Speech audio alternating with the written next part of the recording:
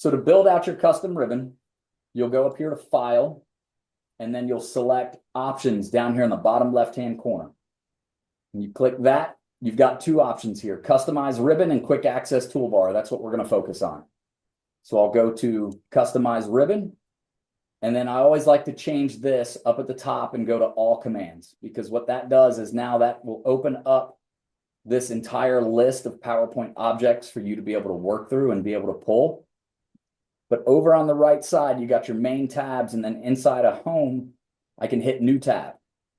So when I select New Tab, you'll now see it says Custom. So if you just click Rename, now I can change that.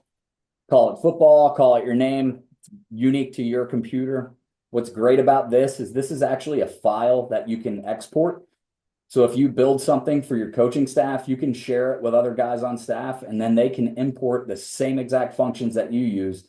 So if you wanted to standardize everybody's computers on your staff, this is a great chance to do it. So I hit OK.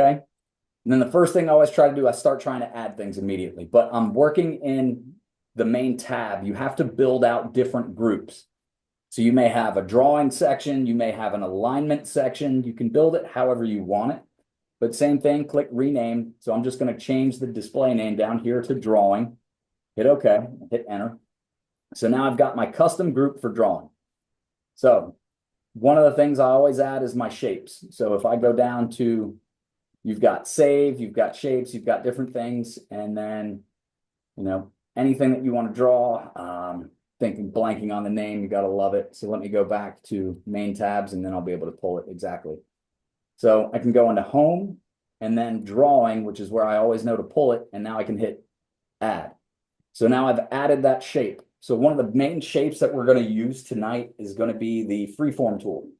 The only problem, this Freeform tool is not its own button. So you always have to go into Shapes to be able to pull that down.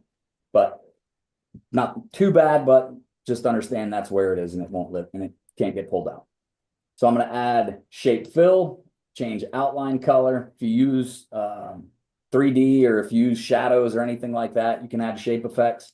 Typically, the last one I use is just Format Shape. So there's my custom drawing section. So I'm going to go back to football. I'm going to hit New Group, and now we're going to change this one to Alignment.